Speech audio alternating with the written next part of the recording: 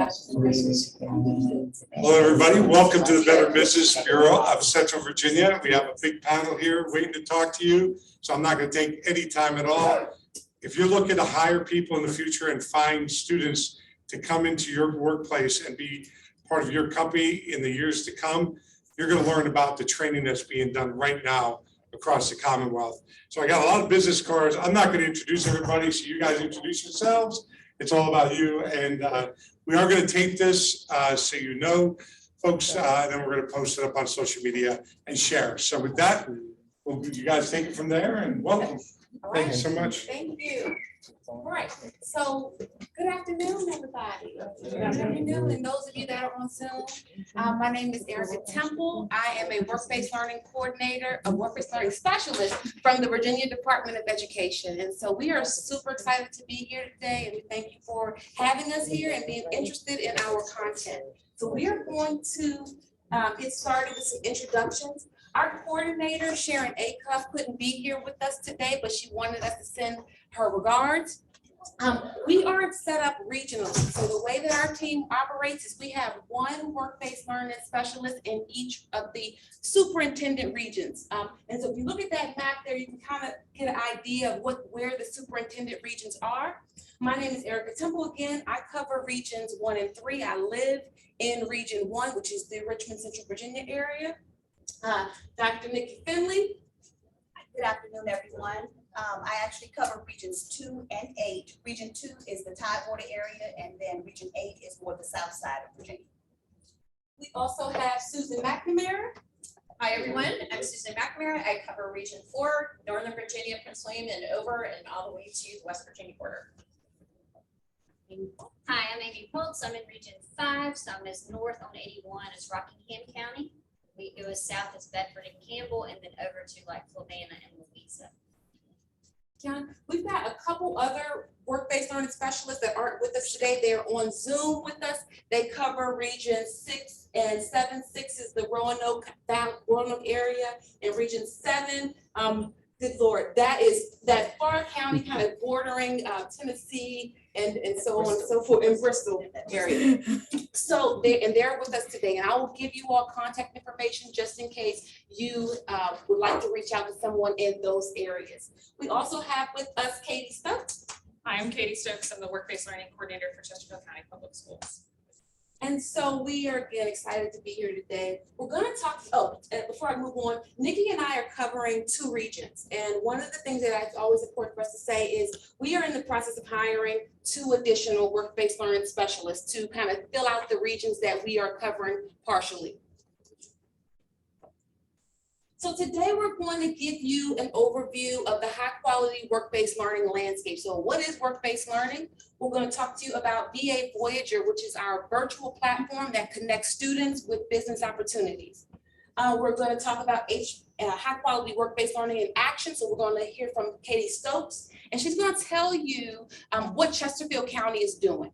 Right, so each county does things a little bit differently, so you'll get an example of how this county is implementing high quality work-based learning. And then we'll tell you how we can connect. So if you hear anything today that you say, yes, I want to be a part of this, I want to do work-based learning within my organization, we'll show you how to plug into us and get going. During this presentation, if you have any questions, I mean, feel free to ask, in real time. We can stop and just have that conversation, or you can wait until the end to have your question answered.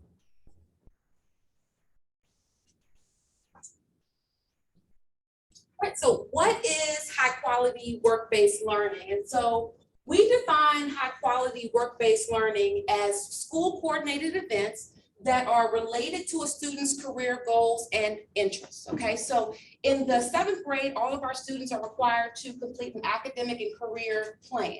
That's where they start thinking about what they want to do. They start exploring, and they also start making a map to different courses that they can take, different work-based learning experiences, and they do that in the 7th grade there. And so when we do our work-based learning experiences, it's so important that the student has an interest in your industry before they come and do that experience. Because some students, when it comes to internship, all they hear is money, right? They just want to be a part of it because they want to make money. And we don't want that. We want to make sure that their interest is connected to the work-based learning experience. It must be connected to a course. So the students that come to you will either have had some training in that particular industry, or they will be getting ready to have some training within that particular industry. Again, that makes the experience more rich for the student, but it also makes the experience more rich for you.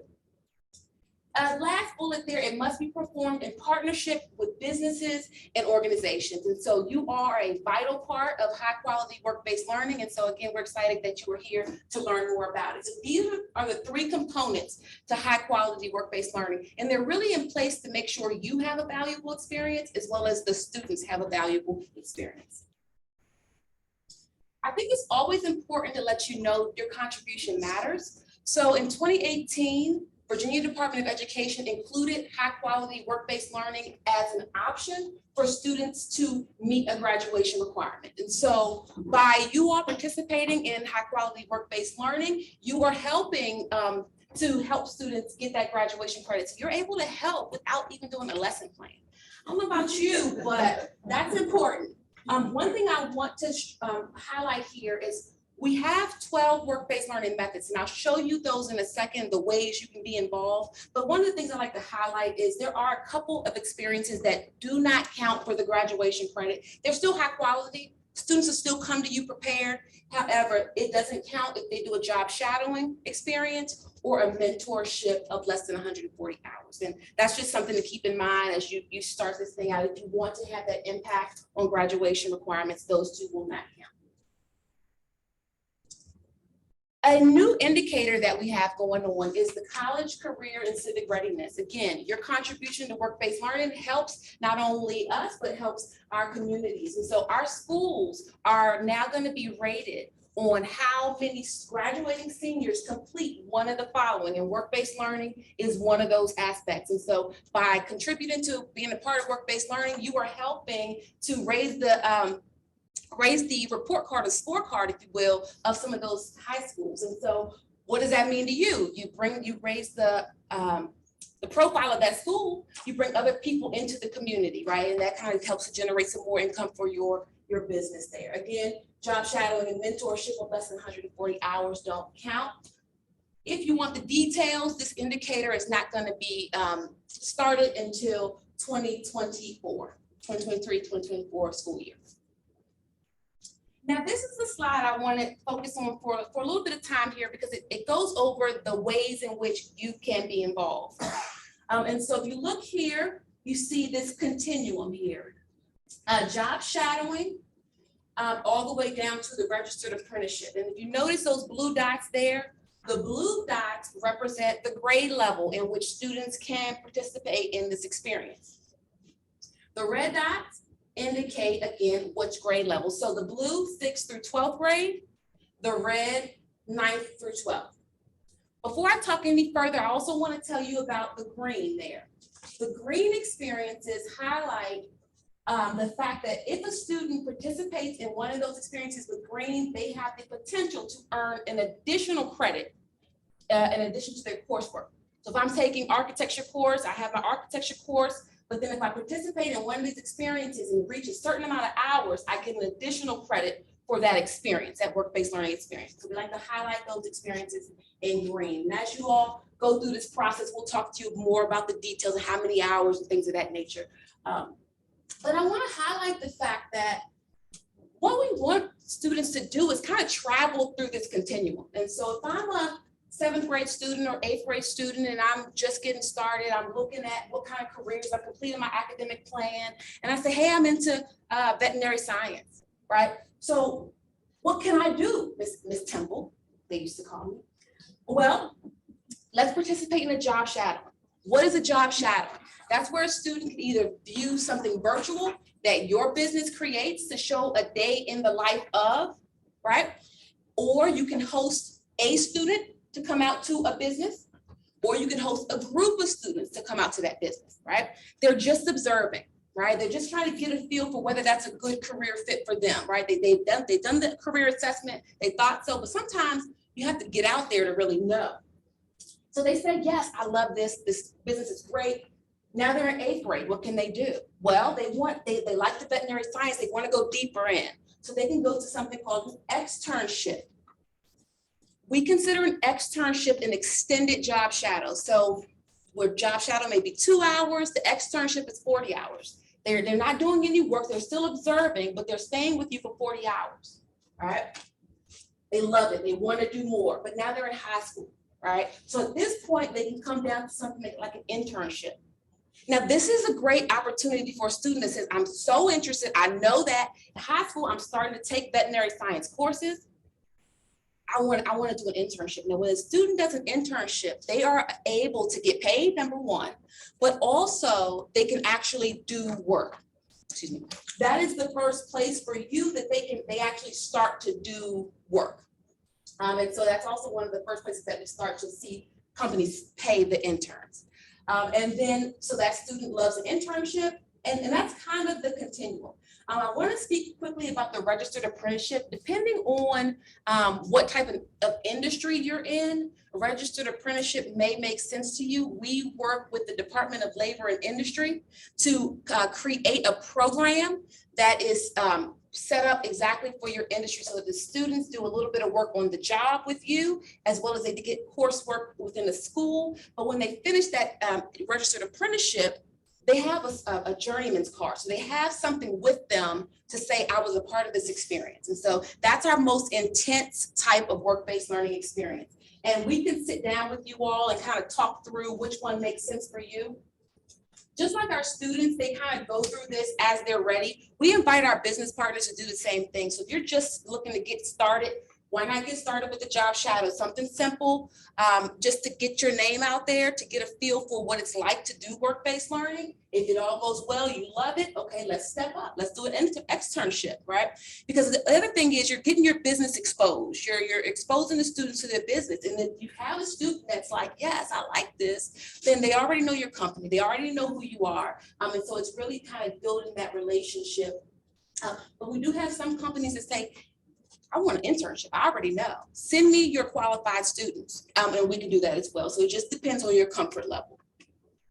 So the next slide I'm going to show you is this at a glance. And so if you've got your phone, everybody's been doing QR codes, this day and age, and so we decided why not hop on board. So we've got a QR code there, and that QR code gives you all of our work-based learning experiences that I've mentioned to you.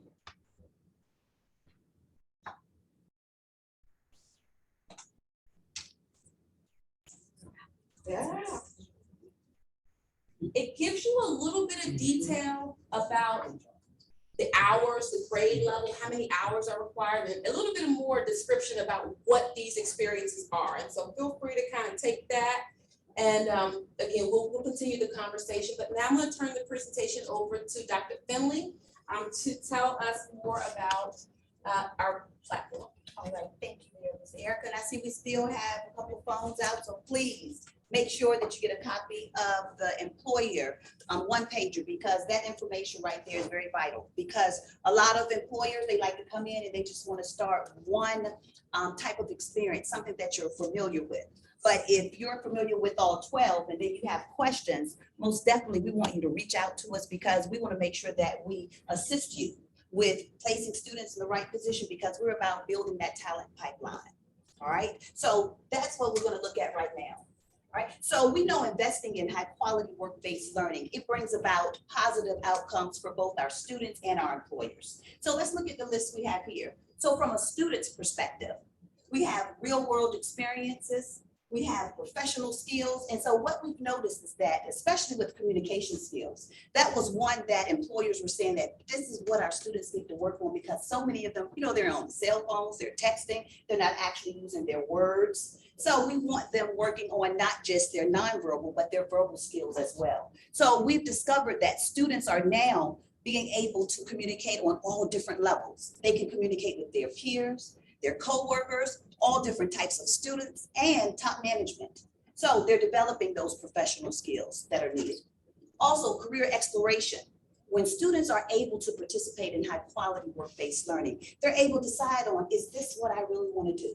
Because I know as a parent, I'm sending my son's off to college. I want to invest in their education, but I want to make sure that I'm investing in something that they're going to be able to use. So if they're participating in high quality work-based learning while they're in high school, I know they're getting that experience. So when they make the decision to major in their field in college, I know they've made that decision based on not just what they've heard, but it's based on their experience. So high quality work-based learning is something that our students definitely benefit from, but then also the connection to the future. Here, application. You know, I'm sure we've all heard of that, where you sit in class and you're trying to figure out, how can I use this information that I'm learning? This is where our students are actually realizing that what they're learning in class, they're able to apply to the field that they're interested in.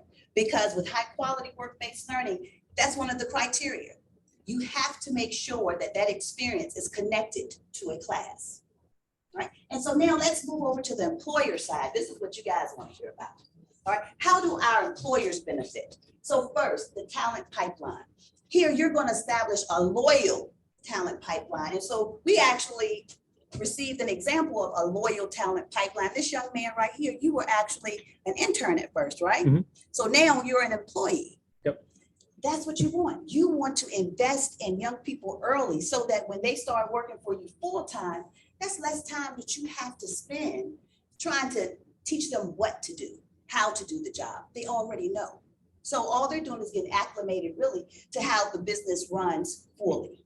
All right. Also, immediate staffing challenges. You're able to start instilling and understanding what students need to know, and then how to actually get those skills across to those students.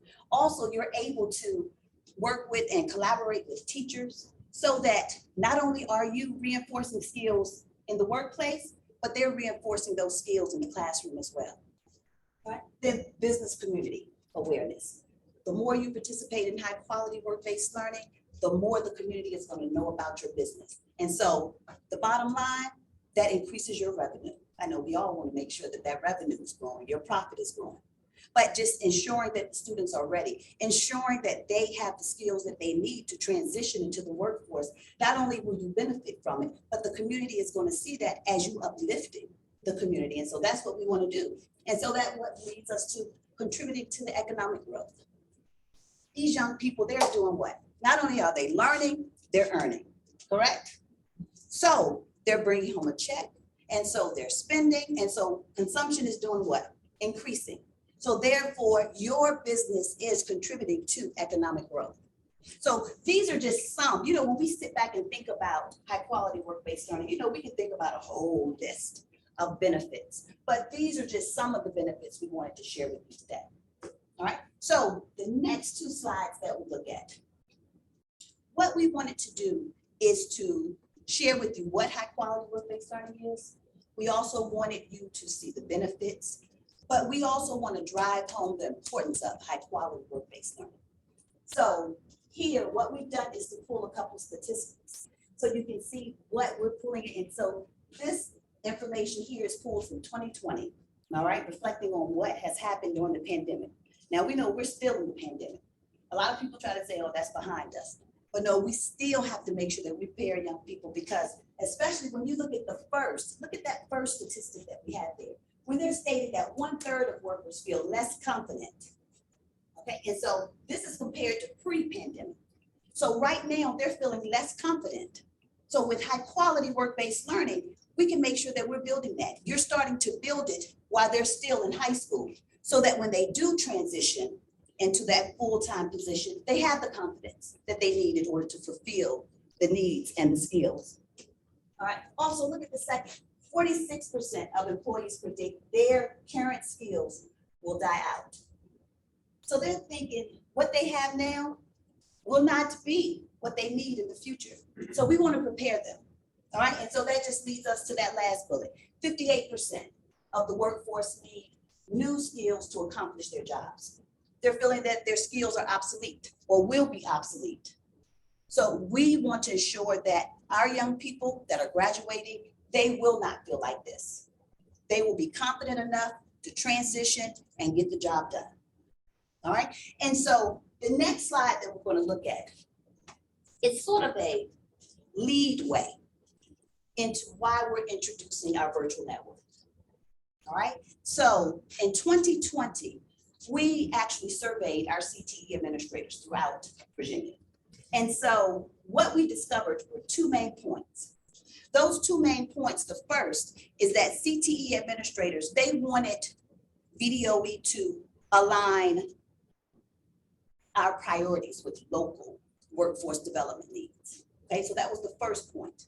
The second point, they wanted to be able to provide students with high quality work-based learning opportunities, but by using a virtual network.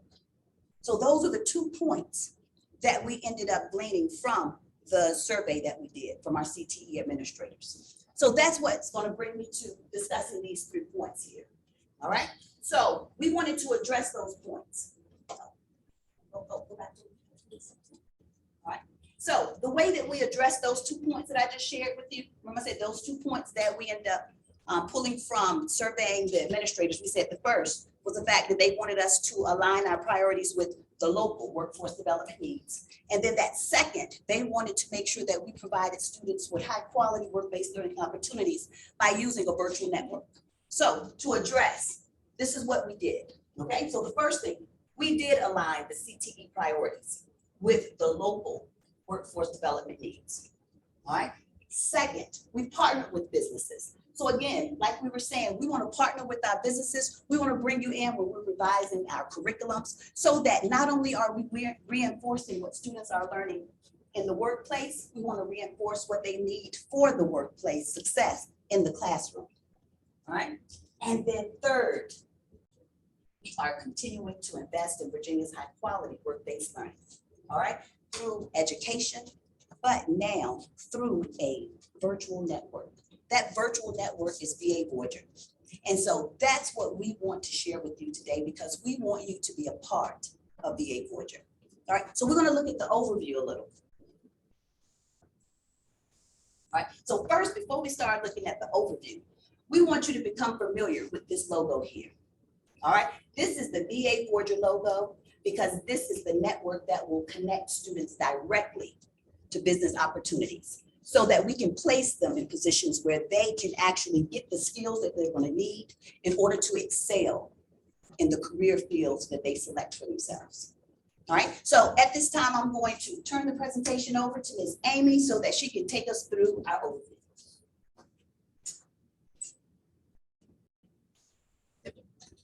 So these are some of the benefits of VA Voyager. As you can see in the big letters, free. That doesn't happen much anymore. It's free to all of our stakeholders, our business people, our organizations that are on it, and also our school divisions, which means they don't have to give out money to be able to connect students to work-based learning opportunities. It's a repository for all high-quality work-based learning opportunities across the Commonwealth, which means that can connect students across the Commonwealth. So that it's also face-to-face and virtual. So if we have students in rural areas that may not have the opportunities that other students have, they may have a virtual opportunity, which means that their experiences aren't limited by their zip code, which is super important to our students across the Commonwealth because they all deserve the opportunity to have a high quality work-based learning experience. And it also is why we're here today. We want to expand partnerships with our businesses across the 17 career clusters that Virginia Department of Education has. So there's 2 objectives and several matrix that we're going to be looking at. As you can see, it's listed here. We want to connect students to those experiences like we've already talked about. And then we also want to gather those opportunities into one place. That was, again, what was gleaned from that CTE administrator survey that happened. There's 4 matrix that we'll talk about. We'll take a look at the number of schools using the platform. We also want to know how many businesses are offering those experiences, the total number of high quality work-based learning opportunities that are on the platform.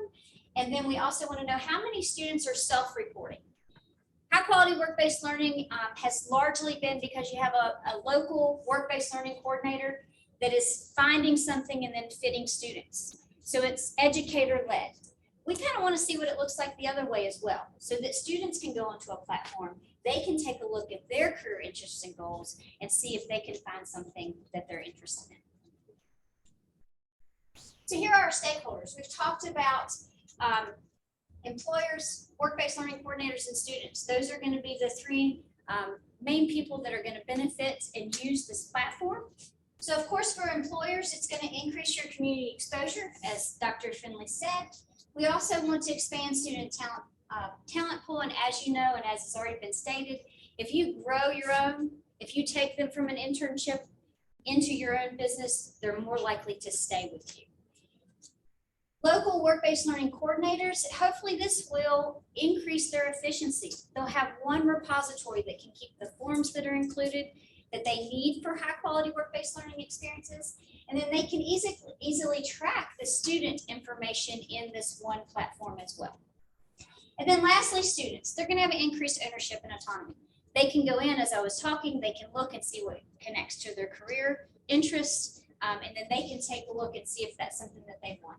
They also will have a repository to keep things like resumes and cover letters and credentials that they've earned through their CTE classes. So this is the work floor. This is the way that it's going to kind of look. There's 5 main activities. It's going to start with the connection between your regional work-based learning specialists and either employers and organizations or the local work-based learning coordinators. Once they have come to us to say, hey, we have this opportunity, then we will put it into the platform and then we will manage it from there. Secondly, we need school staff. We need them to push it out to students to help them get onto the platform to make it important. Then you have the students that will log on. That's where they will put their basic information in and they will take a look and see what it is that interests them. Once they click and apply for something, and when we say apply, it means that they're interested. It doesn't automatically go to a business. It actually goes to the work-based learning coordinator or person of contact within that division that it has been deemed that person. And they will take a look and say, is it a good fit? Is it related to their career goals and interests? Does it have that related course? Is the student in that? And then they will have that conversation with the student and help them then get into the actual opportunity that the employer is supposed to. And then ultimately we will review reports, statewide reports. Is the platform doing what we need it to do? Is it doing what you need it to do? And make sure that the functionality is there. So as we talked about in the first process, the first activity of the platform, here again are your regional work-based learning specialists. We will be working with businesses and organizations along with the local point of contact from school divisions to be putting and managing these opportunities in. So again, just to be repetitive, because that's what teachers do. Starting at the top is, yes, she's actually here. We're used to saying, this is what she looks like. So Erica Temple, she has 1 and 3, regions 1 and 3. We have Dr. Nikki Finley, who has 3 and 8 for now. Susan McNamara is region 4, myself is region 5, and then our 2 amazing specialists that are on Zoom. We have Kim Radford, who's in 6, and Dr. Jan Huffman, who represents region 7. So I now will turn it over to Ms. McNamara.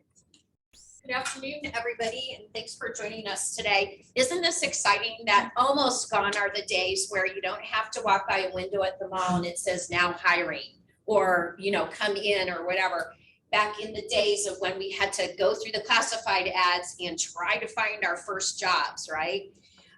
Gone perhaps are the days where you want your first job and somebody says, but you have no experience. So now let's bring it all together and tie that learning that the students have in the classroom with the opportunities that you all can provide on the VA Voyager and having the relationships with the school divisions and those work-based learning coordinators. So the VA Voyager, this is what a student will see when we have an opportunity that posts. For example, this is Spectrum, Western Virginia Water Authority, wrong one. Anyway, so the students will see a general map of the location.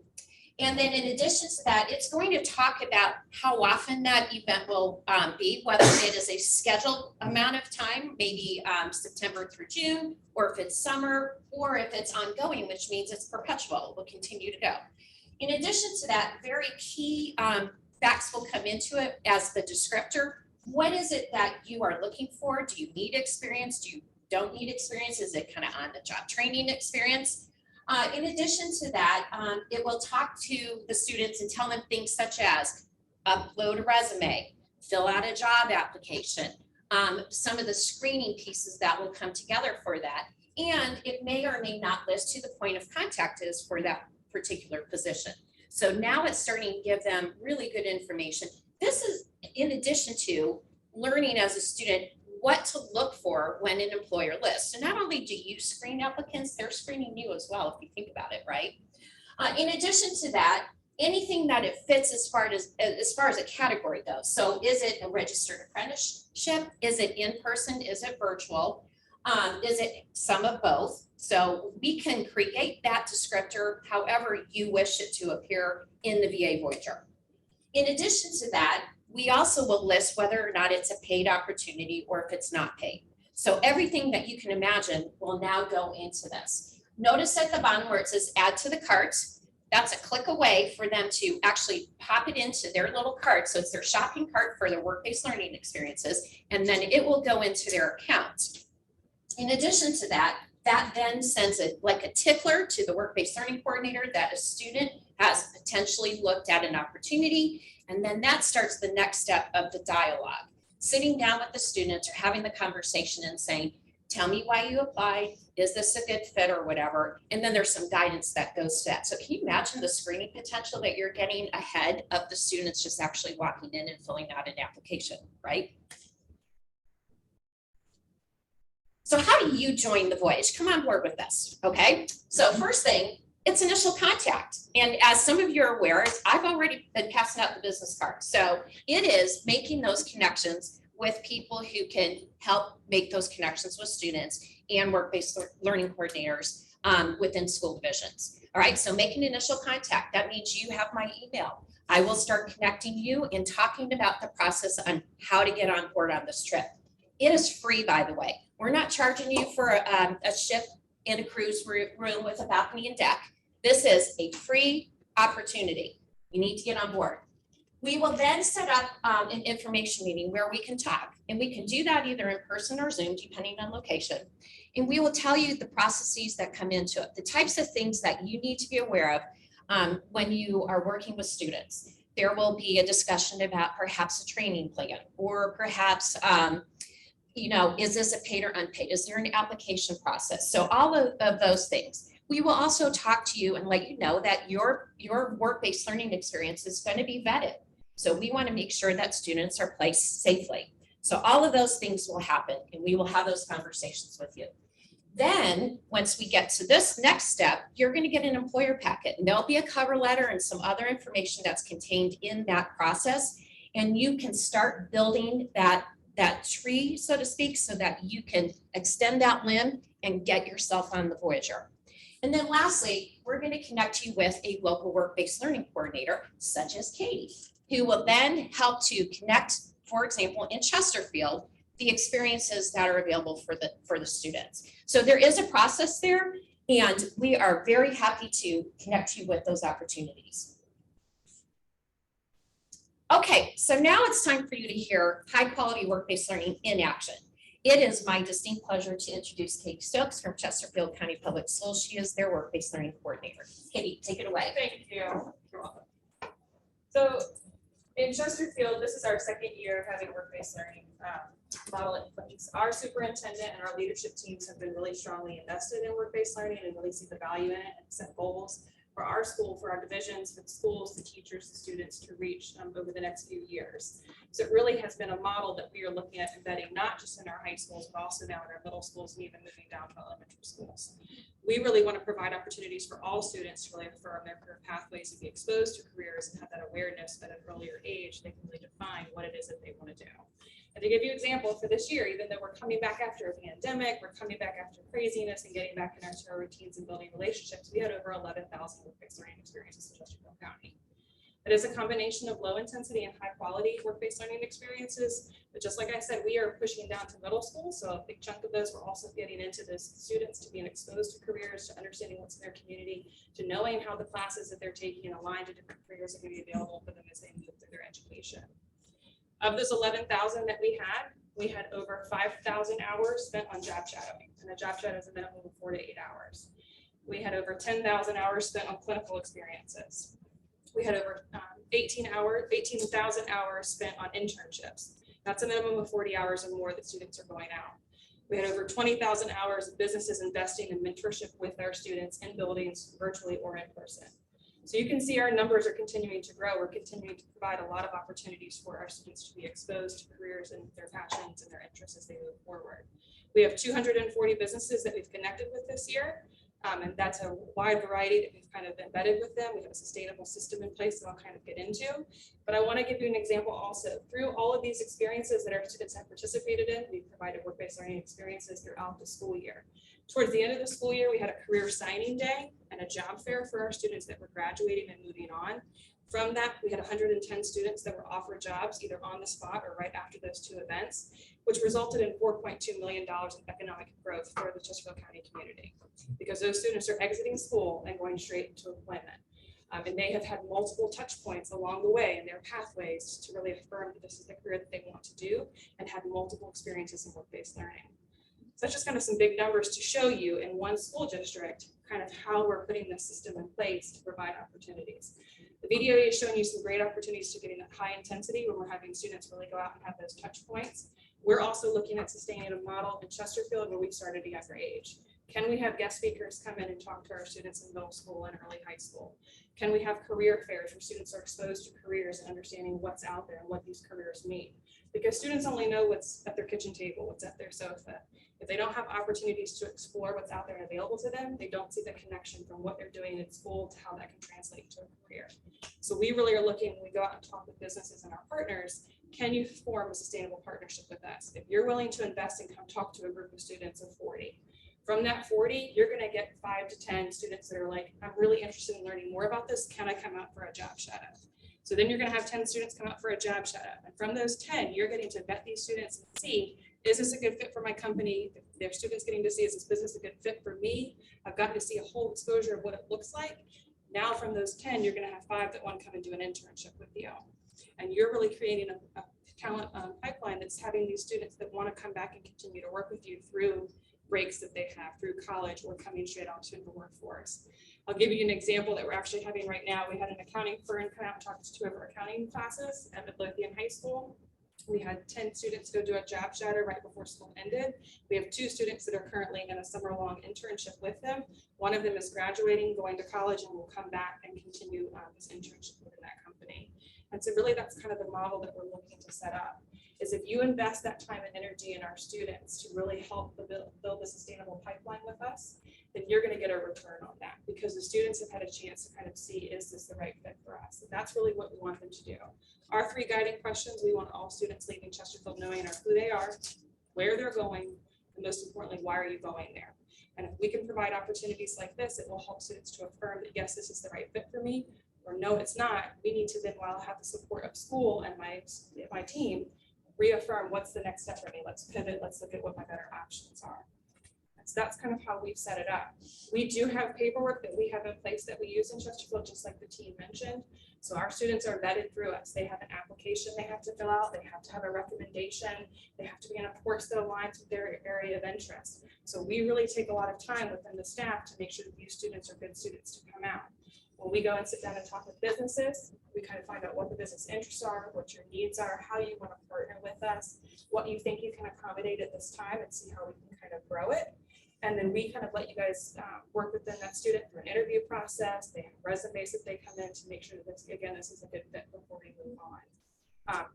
We have a really big team in Chesterfield. We're very blessed. There's 10 of us. So there is an individual that is assigned to each high school and middle school that they go out and they support the teachers and the students in that building. We also have 1 individual on our team that is just assigned for business and industry liaison. So he's the one that's coming out to a lot of our networking meetings. He's going out and meeting with a lot of companies. Companies are telling him, like, Barry, hey, I think this would be a really good fit for you. He will then come out and set up a meeting with those individuals, kind of go through the whole spiel of what work-based learning is, how you can get involved, how it impacts the schools, how it impacts the students, and then kind of give you an example of what the experiences are and the next steps for moving forward with it. So that's kind of how we model it. We've been really successful with it, as you guys can see. We've done most of our things in person this year. We're trying to get back to those real world connections and having it through that way. Virginia Voyager is a great platform that is out there. And I think it'll be transformative for rural counties where you have less areas to be able to impact with. Chesterfield is really lucky. We have a lot of businesses that are right there in our back door. They're coming to the tech centers all the time, looking at and trying to engage with their students. But my big push too is we're not just for tech center kids. Yes, CTE is where work-based learning kind of came out of, but work-based learning is for every student. You want to be a journalist, you want to be a chemist, you're not in a CTE class, but you're in a class that has that passion, and that teacher sees that passion in you, we want to connect you to that experience. Every student that wants to have an experience as we want to provide that opportunity for them to have that. So that's really what our goal and our motto is moving forward. So that's kind of what we're doing. Did I miss anything? Well, I don't know about you, but that gave me goosebumps on my arms, right? That the amount of hours that the students have collectively done in some type of work-based learning experience, one in Chesterfield. By the way, my niece has graduated from there, so great, good plug for Midlow. Anyway, there you go. But so the next step is get on board with us, join the voyage. Before you do that, you have contact information for all of us. Some of you can grab the business cards from the rest of the team here today. And for those who were unable to attend, their information is up there. It's really simple. If you don't get somebody's card today, email one of us, and then we will put you with the right person in your region. And that's it. It's as simple as that. And we actually work as a team anyway. So we are constantly talking with each other multiple times during the day. So, it's easy as saying, hey, we have somebody down in your area who's interested in connecting with you. Last but not least, we got another QR code for you. It's that simple. Join the voyage with us. Let's connect. When you hit the QR code on this screen, it is going to take you to the interest form for the VA Voyager. All we need you to do is to put in your information and we will be in touch with all of you. I love these phones. This is when it's absolutely okay to have the phones out, right? But we thank you for inviting us today, for the opportunity to speak with you. We definitely are open to take any questions if you have anything. Yes, Barry? 5 of them. Oh, geez, everybody's busy. So we'll Okay. rapid fire. So how do we get involved? You just told us. Yes. How many hours a week or a month or week can kids work? Are they taken out of school to work with us? Is it summertime? Is it remote? What does the program look like that way? Do you wish to speak locally first? Sure. So in Chesterfield, it really is fitting the schedule of the student and the employer. So we have some students that can do it after school, but we have some that cannot because they have other extracurricular activities going on. So we can do things over winter break, spring break, over the summer. We can do things on weekends. We do have some that are virtual, that are remote. We've got a 6-week internship right now that's going on that goes all year round that students do virtually. That one has a minimum of 5-hour commitment to students. It's a 1 hour in the afternoon. So it really is taking that time to have that conversation with the employer and the student to see what your schedule look like, what are your needs, and how can we kind of match and align that. When we go out and meet with our businesses, we try to get that information as when is the timeline that you're looking for. So if you needed, Monday to Friday, and you can only do 3 to 5, then we're going out and talking to students about this experience. If that doesn't align with their schedule, then we may look for a different fit for that kid, and then see what other student that this would align for that works with their needs. We find, so my business is in Chesterfield. I come to a contact in Chesterfield, or do I go to Voyager? And you guys will then point me to the right county. I'm going to employ kids in my county, Right. where my business is located. Is that correct? Yeah. Well, unless you have a virtual remote option. If you were able to offer something virtually, you're in Chesterfield, but you want to open it up to the state, you could definitely go to the Voyager and they could open it up to any student. If it's something that's going to be local that you're not going to be able to offer that, then you probably want to stick within the county that you're offering it to, or at least the surrounding county.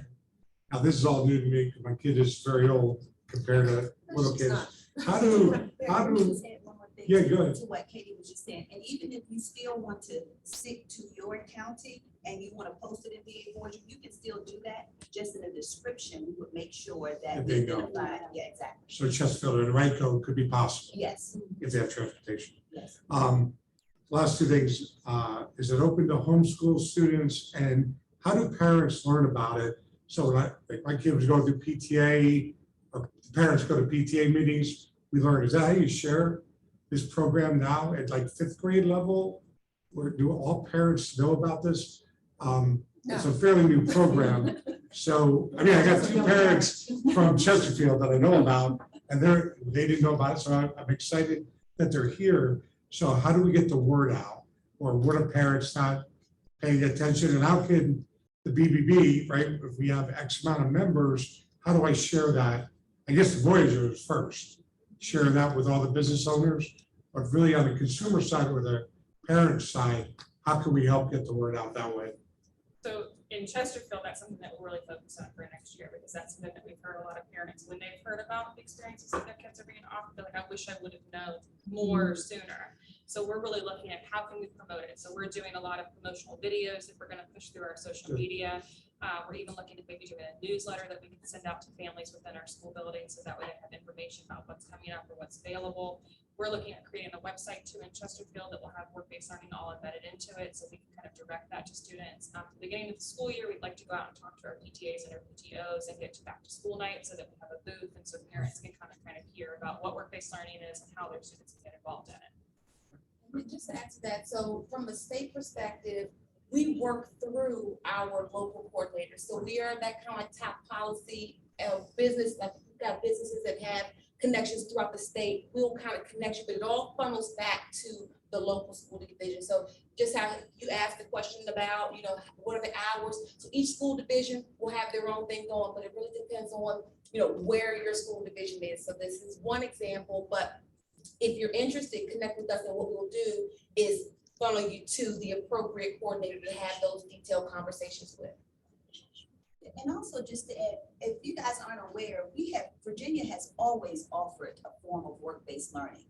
Now we're just taking it to a whole nother level where we have the 12 high-quality work-based learning experiences for our students. And now they're open up to all students, not just CTE students. So you have that CTE side as well as the non-CTE side. So what we want to make sure that you do, that the one pager that we shared with you today, please make sure that you review that. But then also, like Katie was saying, we have developed resources for our local school systems to use as well. If you guys want to take a look at our CTE resource site, you can actually go onto that page. We have a video there that's called Learn and Earn. We also have one-pagers. We have recordings there so that you can learn more about high-quality work-based learning. Because on our local level, they are doing a fantastic job. So what we try to do is to make sure that we support and that we listen to them so that we can continue to support them and give them the resources that they need so that they can continue to provide our young people with high quality work-based learning and continue to build the relationships with our employers. I'll add, my name's Chad Malcolm, the Senior Director of Chesterfield. There is one roadblock. It's a pretty big roadblock. Virginia has code.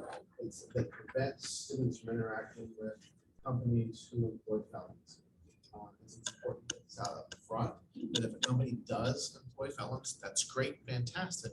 However, there's a code in Virginia that prohibits direct interactions with students and businesses and that thing. So understand for the protection of students, that's why it's there, and it's a good model for it's there, but it does come up quickly in conversations, which is great. We love the fact, and we can have companies that might have employees who aren't to be guest speakers, but getting the students to that place of business is going to be a no-go on that standpoint. So it's just important to have that transparency up front of a limitation we have that is a code of Virginia. Homeschool, is it available to homeschool or not? It is. I mean, it's at the local level though, so they would. Have you had experience like that yet? I haven't had an experience with homeschool yet. We've had virtual online students that reach out for participation, but I haven't had any homeschool students. And we won't, from a tracking standpoint, because homeschooler students don't require the same graduation requirements that we do, these categories we fit into. So they may be open to Virginia Voyager, there may be the opportunity to see opportunities. Ours will be on our site. We use a product, which is it's the promote for ours, that they would have to have a student ID and have access to. Get a student ID, they have to take at least 2 classes, and students are eligible to register that. There's a lot of requirements for that to happen. But the key thing about it from the VDOE standpoint is that this is connected. That you're taking classes that it aligns with. So Katie mentioned, hey, I mentioned being a journalist. Well, are you in journalism? because that's how we're gonna connect it. What advanced science class are you that shows you want to be a chemist, and how do we connect you with that, right? So how will we connect that and make it purposeful? Because the key connection is that teacher and that student having that critical conversation. And so important is it when a student says, I want to be a nurse. I want nothing to do with bodily fluids. And no is just as successful. The only one thing you don't want to do is what they do want to do. And that's what this does. It builds that capacity to try, right? I had a question as well. So, with the partnership with the local schools, are you all communicating with the guidance counselors? Because I have a 9-year-old in the Chesterfield Co school, and when talking about this career path, this program is not something that the guidance counselors follow up. So, are we providing the training to the guidance counselors, and is it a way that this could actually make it like a parent or a student? Because that platform has great updates, and so parents, all parents log into parent view to see the students' grades. If there's a way to partnership and actually get this information onto that parent view, so that every time that parent logs in, that would be great to be able to get that on the forefront. I'm gonna step in another minute there and say, I think what's really important in this lane is a requirement that's not part of the slide deck in VDOE, it's part of our standards of quality, is academic career plan requirement, a portfolio at elementary school, an ACP completion in middle school, and a revisit in high school, but also in that is a requirement for a career investigation course or infusion unit. That's where it's done. We're launching in elementary school our platform for career interest survey to start this dialogue. In middle school, we have stood up career investigation courses at Chesterfield. We believe a course is the right model, but every school division in the county is taking it. It could be a course or it could be infusion use. Everybody's a little different. But between career investigation and the academic career plans, where that dialogue is intended to happen, and every school division takes what the completion of ACP looks like differently. For us in Chesterfield, it's the student has completed a career interest survey, they completed a personal profile survey, they research careers that align with those two. They've identified their high school course taker paths, they communicated with their counselor, and the counselor sent that as a package to the parent to review and have that dialogue. And that's what we call completed ACP. When the student's done that work about themselves and their learning style and their profile, talked with the school counselor, looked at what their feeder pattern schools align with, and then we send that to parents saying, this is what your child is interested in. Then what happens with that? It's a whole different conversation between the parents and what the student actually registers for. But that's the purposeful approach. So work-based learning is an element infused in with career awareness, exposure, and exploration that is really a K-12 experience. And ask yourself, when elementary schools are having career day, are they having career day that's specific to needed careers in our community? Or are they just picking who is free that morning to come in and talk? And it needs to be the first. What are we looking, how are we promoting STEM careers? How are we promoting IT and healthcare careers to make this available to our students? Those things that are really may seem are insignificant are the most significant because they're paying those students. Sorry. Yeah, and from a state perspective, we do have a school counseling department within our state, and we meet with them monthly to push this information down to the local school counselors. Our program is, as Dr. Finley mentioned, work-based learning has been going on for a long time. We're just expanding it a bit. Our division just stood up in March of 2021. So it's fairly new as a division within the state. And so this information is coming out. We're working with our local school divisions on how are you reaching parents? What's your plan for getting in front of parents? What's your plan for connecting the dots within the school division? So it's been going on, but it's relatively new. But we do collaborate with our school counselors on a state level to push information down. And that parent view is where we're typically getting notified of just about everything. Yeah. So if you all could make it to that platform, that would be great. Yeah, it's coming, I'm sure. Great question, thank you. Any other questions? I do, yes. I'm Leslie Roman from Cobb Technologies. We're all from Cobb Technologies. This is fantastic, by the way. Thank you so much. And so I'm the VP of HR, so our focus is on recruiting, of course. This program sounds fantastic because we have corporate headquarters here in Richmond, but we have offices in Roanoke, Lynchburg, Virginia Beach, Newport News, Charlottesville, Fredericksburg, we touch all those areas. And we have technicians who are technically trained, not necessarily college graduated. We have sales executives, we have IT, we have help desk, we have, a plethora. And we are constantly recruiting, we constantly want those people in the pipeline. But internships is not something we've done a lot of, so that's a new thing for us. We really want to develop a hefty internship program. And we've been working with some universities, we've been working with Hollins down in Roanoke. So if we wanted to do this, would you help us develop that criteria for the internship program? Yeah. And that's a great example of like how the state comes into play. When you've got something like that, you've got multiple counties that you serve. We would help to connect you, and we would end up connecting you with local school divisions within multiple counties. That's And so we would absolutely love to do that with you. So because we have, especially our technicians, we train on the job. We pay for the certifications and, and all of that, so. wonderful. Yes, with that, any other questions? Yes. How have you all brought this program to like different apprenticeship programs within the state? So there's an electrical, there's the IPU, there's different sects of trade apprenticeship programs. Have you talked to any of those to start? Because a lot of them work with a lot of different businesses on different levels, and the businesses are coming to them looking for apprentices. And so, that's something, and that workforce, that trade workforce, that's kind of a gray, shine like a lower area, because there's not, that push for a long time. There's push to go to college, you go and do business, degree. But so, are you working with any of those like local apprenticeship programs? We do. We work.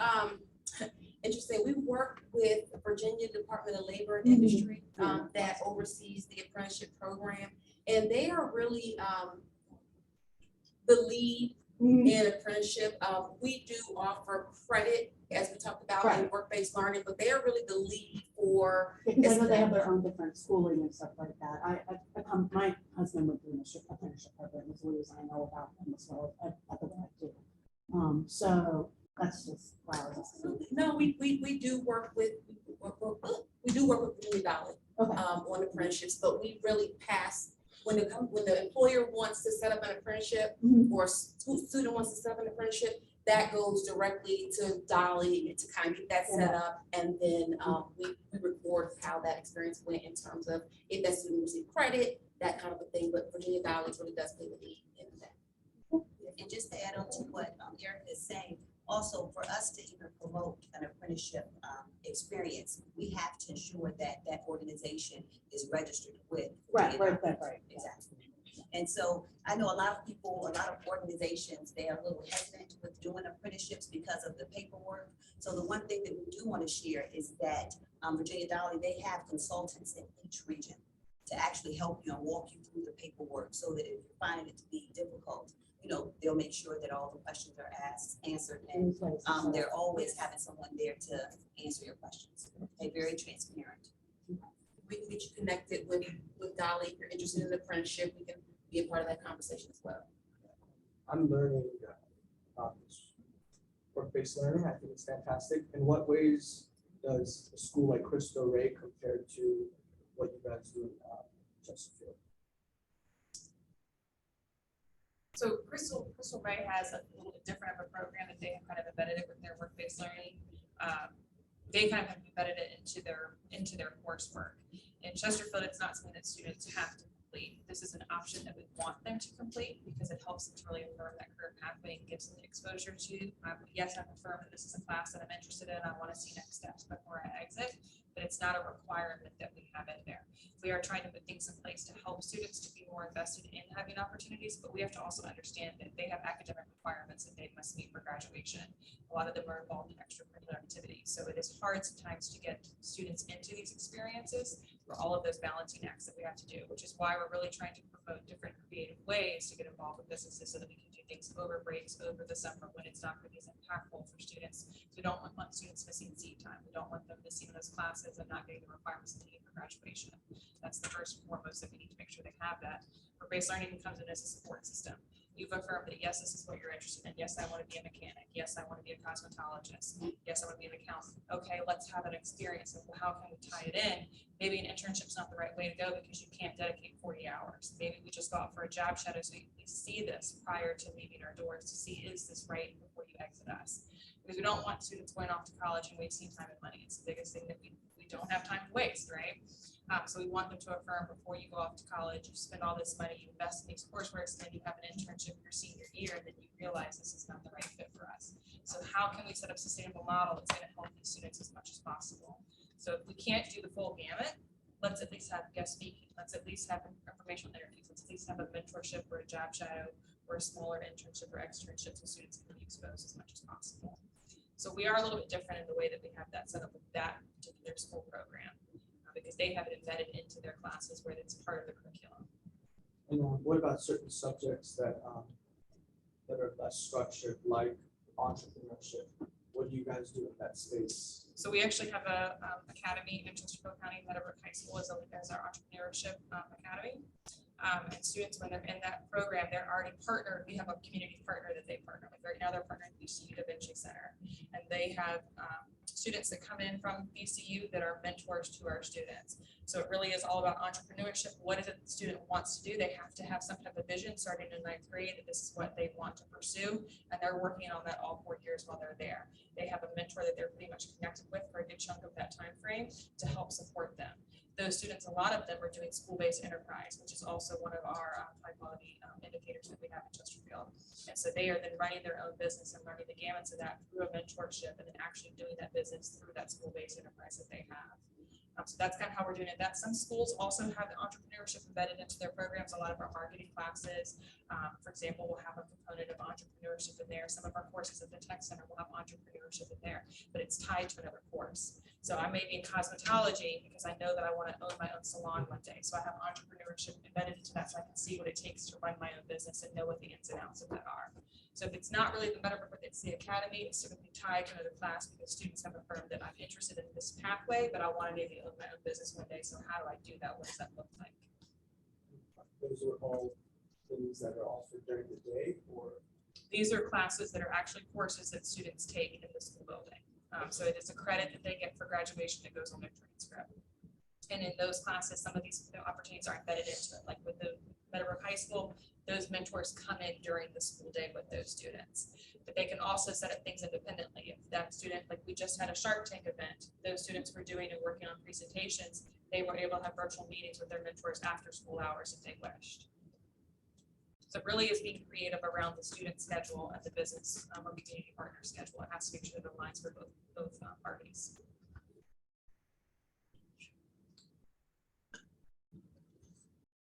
Well, let's close with a student story. All right. Do we have time? 2 minutes, 3 minutes? Well, okay. Blair's been waiting. Yeah, Blair's been waiting.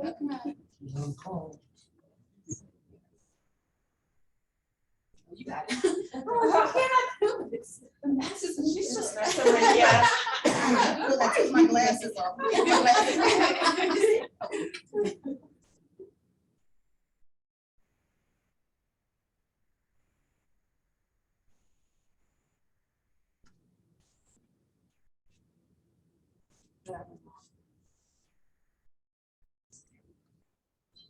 Experience for my name is Blair Moran, and I go to the Washington County Career and Technical Center in Abingdon, Virginia.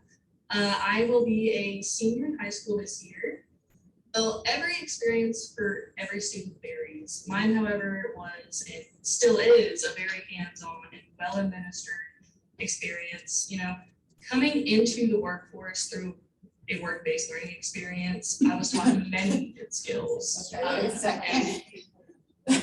Blair would not approve. IT specialist. My name is Blair Moran, and I go to the Washington County Career and Technical Center in Abingdon, Virginia.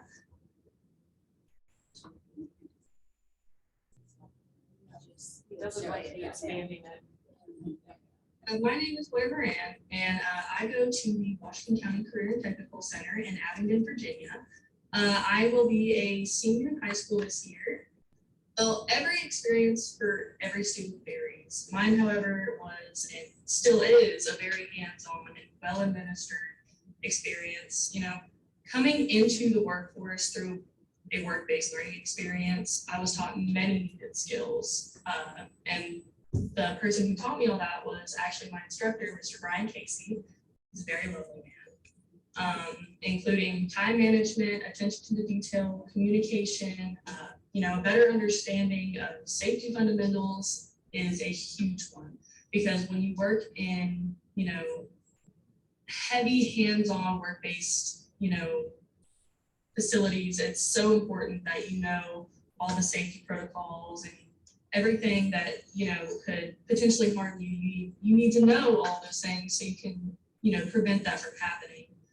And another huge one is, adaptability. He's helped and showed me ways to adapt to situations that maybe it's just not working out so much, but here's what I can do to work with what I've got, and that's a skill that everybody needs. That's just, the world will throw things at you that you just won't expect. And to have that adaptability skill is something that is so insanely important.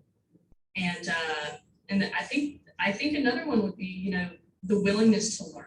He's taught me it's good to learn. It's good to want to learn. It's to have that education and to have that learning experience is something that not every kid gets. And I think that's something that a lot of kids within the school system take for granted is like they could be, so much more less fortunate. And I feel like a lot of kids do take that for granted. Now I actually am working at HQWBL Collision and Towing, and it is a business that originally started in Abingdon, Abingdon Collision and Towing, and I work there and I do auto body work. And basically what that is taking a vehicle and reconstructing it to its fullest potential, taking what somebody has, maybe it was an accident or, just something that is destroyed or, could look better, and taking that and making it so much more than what it was. So the most impressive part actually about being in this organization is that the skills taught within my work-based learning experience are actually applied in real life. And that's not something that you see every day. That's not something that a lot of students can say about, maybe your average high school. But what I've learned within the Career Center is insane, because I can use every skill that I'm taught there in my real life, in my actual workplace. And it's insanely rewarding as well. I mean, I've gotten over $15,000 in scholarship money to some of my dream schools. And it's just simply by doing something and being part of something that I love so much. And I do intend on pursuing and building a phenomenal career with all of these options given to me. The biggest thing that I would tell students, looking into maybe building a career is do not be afraid to start building a career at such a young age, because the opportunities you'll receive are beyond the measures of that fear. It takes one person with one goal to change and make a difference in the world. And I believe, the organization that I work in and, am a part in, it can give every child motivation to do so.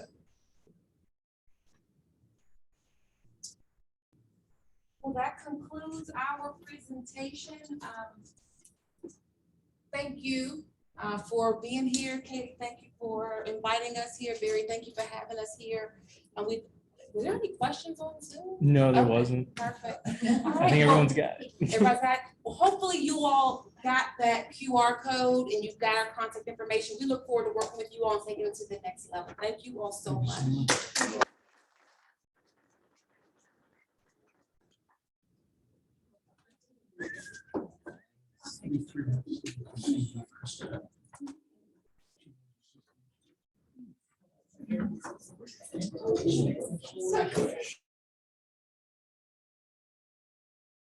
Nice job.